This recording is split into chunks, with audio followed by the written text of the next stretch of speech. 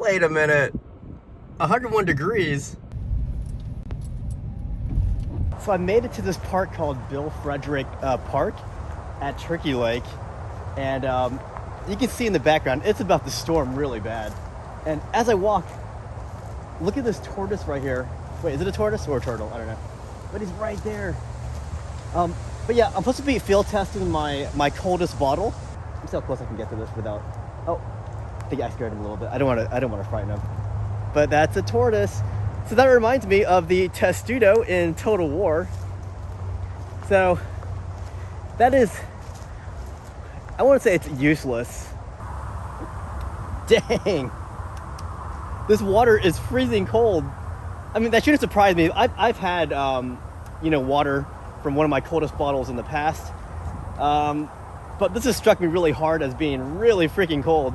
And look how big this thing is. This should last me this entire trail trip.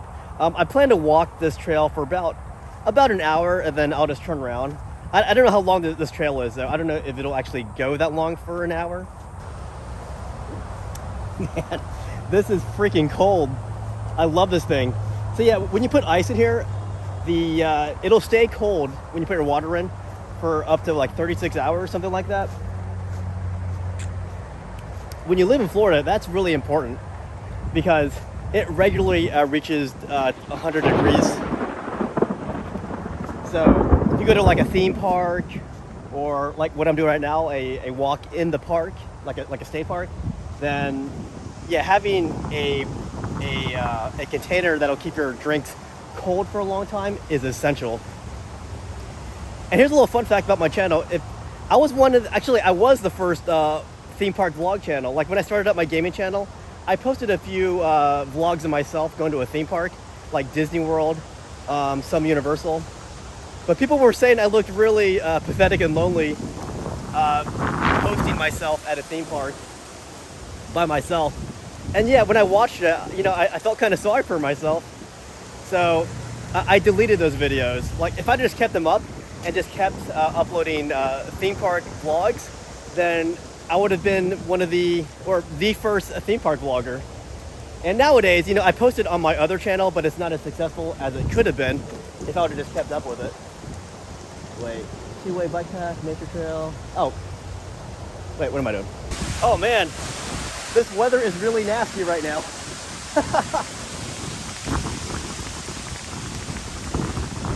I don't actually need the cold water at this point because this rain is really cold. Yikes. I'm gonna keep on this trail for a bit because it's not hot anymore. It's just kind of cold at this moment. But yeah, I'm hoping that it'll stop raining soon because in Florida, it's unpredictable, especially in summer. It could stop raining after 2 minutes. It could keep raining for 2 hours. It could rain all day. Oh man, this is really cold water, guys. But don't worry, I got my coldest water bottle here. And yeah, due to product placement reasons, I should be keeping this in frame. Oh man. And don't worry about my clothes. These clothes are water resistant. I don't think which way I should be walking here. Let's keep walking this way. Because I was walking the other way earlier and that didn't go anywhere. So let's walk this way. Oh man, this is rough, guys. So this is kind of a weird trail because I don't really see a trail. Like usually there's like a trail that kind of just, you can see it. And look at that, look, it stopped raining just like that. I mean, it's sprinkling, but at least it's not raining hardcore like it was like a few moments ago. When I first started my channel, I was getting trolled hardcore by all these clans, and so I took an anti-clan stance. But I shouldn't have been, that black and white, because obviously there's a lot of clan people who are really nice, and I'm friends with some of them. So I never should have had this hardcore anti-clan stance. But that was a response to the way my channel first started.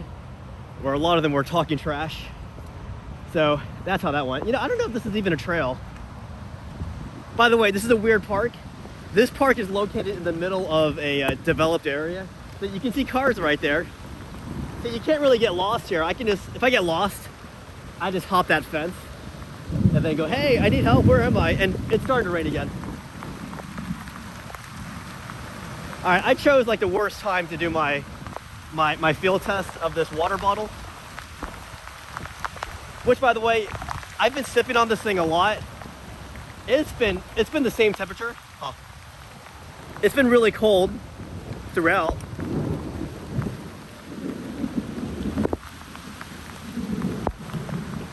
It's really cold. But again, I meant for this to be a hot day because this cold water would have really helped me for the hot weather.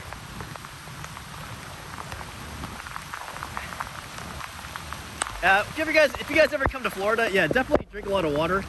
The water doesn't necessarily have to be cold, but some people like myself, we like our water really cold. I'm passing these weird structures right now. See that? What the heck is that? Dude, it is coming down really hard right now. This weather, this water, this rain.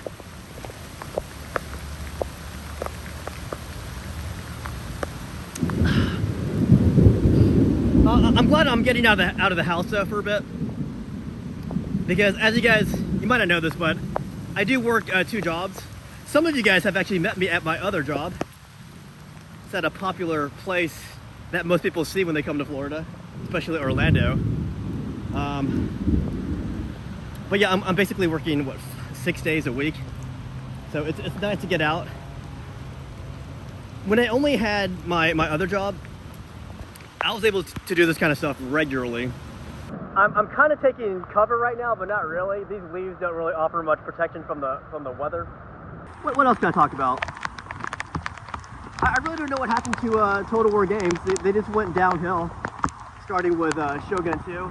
Shogun 2, that arcade-like gameplay, really wasn't my cup of tea. I think with Napoleon Total War, that style of melee, it worked because it was mainly focused on musket fire, you know, on gunpowder. But when they started with this game engine with Shogun 2, Rome 2, Warhammer, all those games, yeah, it was just a bad game. You guys don't understand what the gameplay used to be like. The maps used to be way bigger. You really felt like you were in command of your units. These games today, these units still blob with each other. That was the problem with Shogun 2. They just kind of blobbed, and when you zoomed out, the units looked like crap. With Rome 1, Medieval 2, you could zoom out, zoom in. The quality of the units was exactly the same. It was just a matter of distance. It's like if you're far from the unit, it still looks really good. But with the new Total War zoom out feature, it looks like a completely different game when you zoom out. Holy cow. This is really bad. But you know, I'm not worried anymore because I am so drenched that I can't get any more drenched than this. Yeah, so I can't find the trail, the hiking trail. So I'm just gonna get on this biking trail here. At least I know where this goes. By the way, if it's ever raining and you think walking under a tree is gonna help you, it's not. Because the water is even heavier when the rain drops from a tree.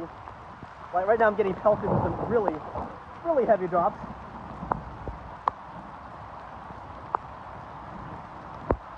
Yeah, people always ask me, you know, what my favorite movie is. Alexander by Oliver Stone. They made 4 different cuts of that movie. My favorite was the Alexander Revisited. And that one took me a while to appreciate. Like the first time I watched that movie, it was in the theaters. I hated that movie. Me and my friend were like laughing at it, making fun of it, because Alexander was acting really bizarre in that movie. A lot of screaming. Second time I watched it, I think it was I watched the theatrical cut again, and I still hated it. The third time I watched it, that's when they started introducing new cuts when it came to DVD.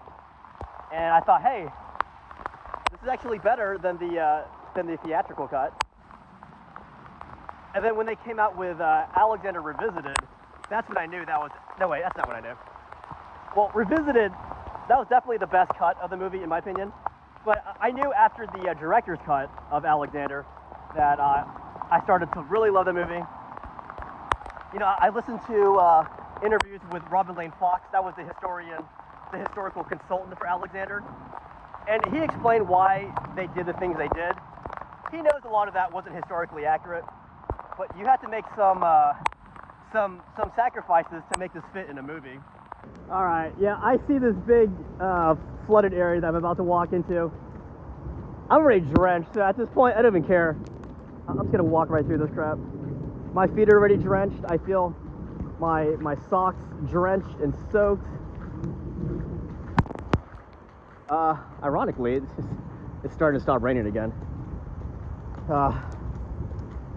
I guess, what else? My favorite Alexander battle, like this is in life, not in Total War, but like my favorite Alexander battle, the Battle of the Hydaspes. That battle involved so much diversity in tactics and strategy, critical thinking, and adaptation. Alexander adapted to the strategy in a very diverse terrain. He had to cross rivers to even get to the opposing army. The opposing army was just sitting across the river waiting for him to cross so they can just destroy him. Not to mention the fact that they had all these elephants. So he had to understand the situation, understand what kind of threat these elephants had, and then he had to deploy his troops accordingly. It was, in my opinion, it was the greatest culmination of Alexander's military maturity. You know, again, assess the situation, adapt, maneuver, battle, execute, and that's the Battle of the Hydaspes. And one day I would like to go out there to where they think the Battle of the Hydaspes was, you know, just to soak in the history and maybe walk in the footsteps of Alexander, which, by the way, that brings me up to another favorite. My favorite documentary on Alexander the Great. It is In the Footsteps of Alexander the Great, or it has some kind of name like that.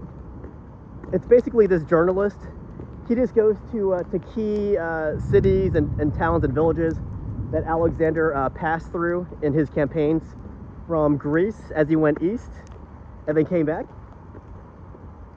And there's something spiritual about that documentary. I highly recommend it. It's called In the Footsteps of Alexander the Great, or In the Footsteps of Alexander. It's very spiritual. My favorite book would be The Campaigns of Alexander by Arrian. That to me is like the Bible of strategy for Alexander the Great. This was not the ideal conditions to be testing my water bottle. I meant to test this in Florida weather, you know, over 100-degree weather with humidity.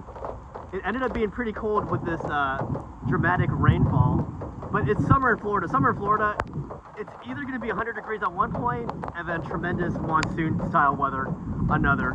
So if you ever visit a theme park and you see the weather is this bad, you could wait it out. It might last a minute. It could last all day. It's kind of unpredictable, guys. But after walking for like an hour, yeah, this is still freezing cold. Again, this will last about 36 hours freezing cold. And I can just keep refilling this if I needed to. This is the kind of thing that you should probably put in your backpack, but for the video, I just held it the entire video so I can get some shots of it.